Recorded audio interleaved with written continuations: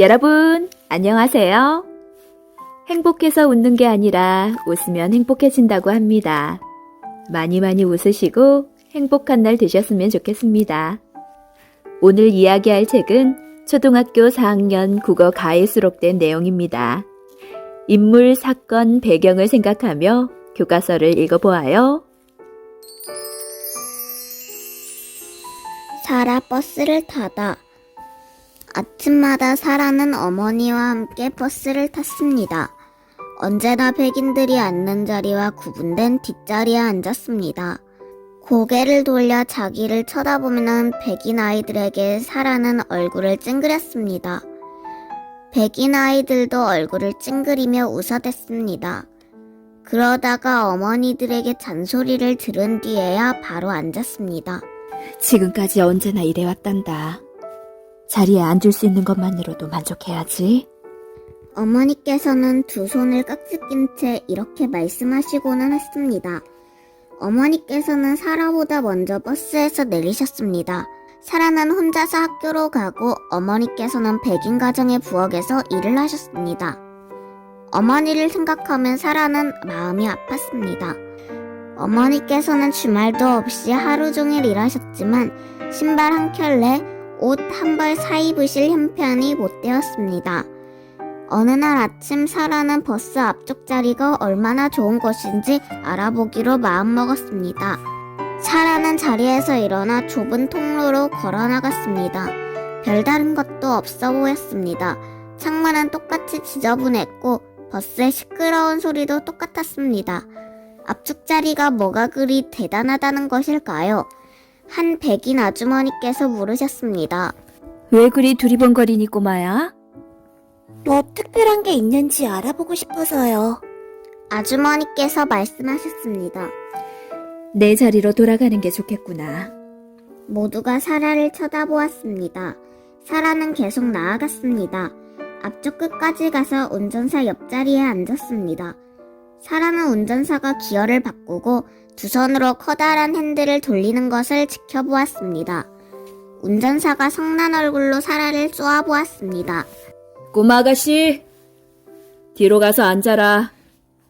너도 알다시피 늘 그래왔잖니. 사라는 그대로 앉은 채 마음속으로 말했습니다. 뒷자리로 돌아갈 아무런 이유가 없어. 운전사는 뭐라고 중얼거리더니 브레이크를 밟았습니다. 버스가 끼익 소리를 내며 갑자기 멈춰섰습니다. 규칙을 따르지 못하겠다면 이제부터는 걸어가거라. 운전사가 덜컹 소리를 내며 문을 당겨 열었습니다. 사라는 외롭고 무서웠습니다. 사라 생각에 버스에서 내리는 것도 학교까지 걸어가는 것도 그리 어려운 일은 아니었습니다. 하지만 걷기에는 꽤 먼 길이었습니다. 사라는 작지만 당당한 목소리로 말했습니다. 문 닫으셔도 돼요. 저는 학교까지 타고 가겠어요. 운전사는 자리에서 일어나 쿵쾅거리며 버스 계단을 내려갔습니다. 버스 안에 있던 백인들이 화를 내며 소리쳤습니다. 빨리 가자고! 이러다가 지각하겠어. 잠시 뒤 운전사는 경찰관과 함께 돌아왔습니다. 경찰관이 물었습니다. 오늘 무슨 일 있니? 사라는 가슴이 콩닥거렸습니다. 아무 일도 없어요. 법이 뭔지 너도 알 거다. 그렇지? 그럼요. 학교에서 배웠어요. 경찰관이 살짝 웃으며 말했습니다. 아무렴. 법에는 말이다. 너희 같은 사람은 버스 뒷자리에 앉아야 한다고 나와 있단다. 그래서 말인데 법을 어기고 싶지 않다면 내 자리로 돌아가거라. 밖에 사람들이 모여들기 시작했습니다. 사람들이 흥분하여 사라에게 큰 소리를 질렀지만 몇몇은 사라를 응원했습니다. 한 아저씨께서 소리치셨습니다. 일어나지 마라. 그 자리는 네 피부색과 아무 상관이 없어. 경찰관이 안타깝다는 듯 고개를 절레절레 흔들더니 사라를 번쩍 안아올렸습니다. 그러고는 사람들 사이를 지나 경찰서로 향했습니다. 사라는 울기 시작했습니다. 저 감옥으로 보내실 건가요? 경찰관은 아무 말도 하지 않았습니다. 하지만 사람들은 더 크게 소리를 질렀습니다. 한 아주머니께서 소리를 치셨습니다. 용기를 내. 그러자 다른 사람들이 대받아쳤습니다.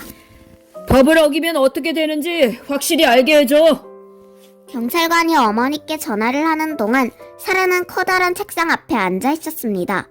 키가 큰 아저씨께서 사진기를 들고 와 사라를 찍으셨습니다. 신문사에서 왔단다.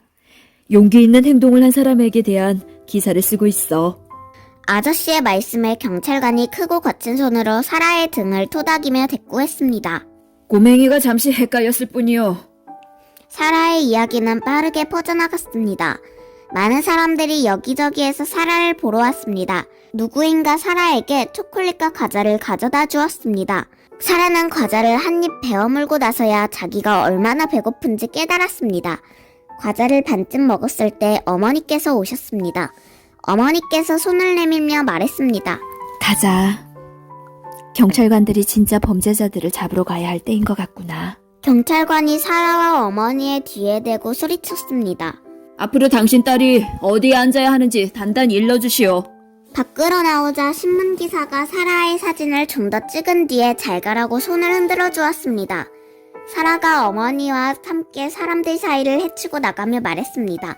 죄송해요, 어머니. 말썽을 일으키려던 것은 아니었어요. 그냥 뭐가 그렇게 특별한지 알고 싶었을 뿐이에요. 괜찮다. 넌 아무것도 잘못한 게 없어.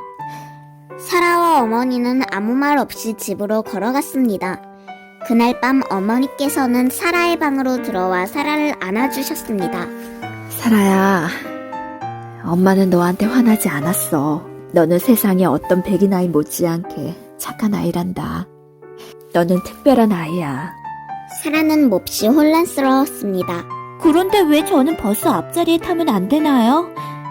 법이 그렇기 때문이야. 법이라고 다 좋은 것은 아니지만 말이다.